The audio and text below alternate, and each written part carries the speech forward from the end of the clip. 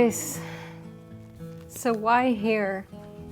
Well, I needed some privacy because today's subject is very personal. I read this article about alcoholism the other day that got me thinking that it's time for me to open up a dialogue about drinking habits. In this article from a Dutch recovery magazine, this woman tells a story about her road to recovery that might as well be my story. She explains that she has decided to make it her life's work to help other struggling alcoholics and addicts to discover their path to hope. While I can relate to a lot of this woman's story, there's one major difference. Up until now, I've chosen not to talk about my recovery too publicly because it still feels like a taboo, despite all efforts to lift the stigma. There's this fear of being judged as weak, a junkie, or people not trusting you, or jobs being denied you because of your addictive tendencies. On the other hand, there's people who don't really understand the impact that addiction can have on one's life, and they tend to downplay it.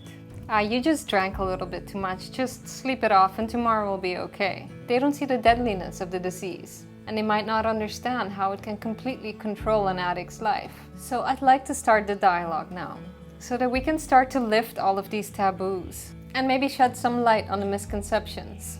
Take a moment to answer this for yourself. When you think of an addict, what do you see?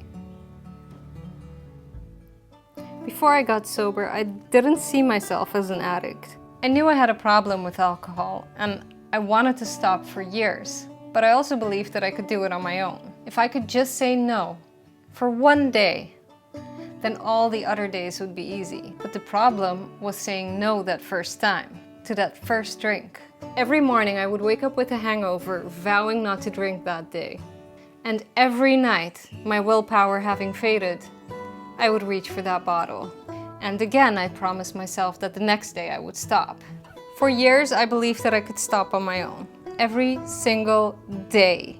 I could admit to myself that I had a problem, but I wasn't like the others who were so weak that they needed a group to sober up. I was stronger. I would win this battle. But I didn't win. My skin turned into a glowing yellow, and I now know exactly where my liver is located because I could feel it stinging every morning. I had so many blackout nights that I started recording all my activities so that I could watch back the next day to figure out what I said or did. Why was I bruised all over my body? Why was this person suddenly angry at me? Where the hell did I park my car this time? I wouldn't even pick up my phone calls anymore past a certain hour, when I'd be just a little too drunk to pretend that I was sober and coherent. Honestly, I was so saturated with alcohol all the time that I couldn't even get proper drunk anymore. I would just go straight into blackout mode. There was nothing fun about it anymore, not for years. And yet somehow, probably because I lived a relatively isolated life and because I mostly only drank at night, I got away with my behavior without anyone really noticing the extent of my drinking. But I knew, and my stubbornness and ego mind kept me from seeking the help that I needed. I could not do it alone.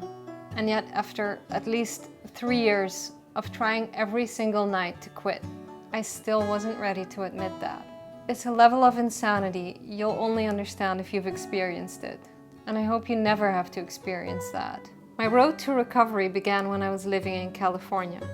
I'm gonna cut it off here for now, because it's getting really dark, but stay tuned, because I will continue this dialogue that I've now opened up.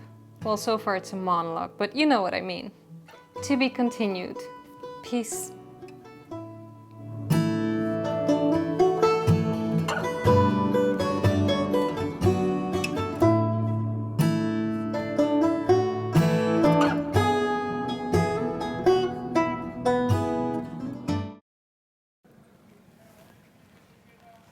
Okay, there's a lot of background shit happening. I don't know if you're gonna hear it or not. Please leave.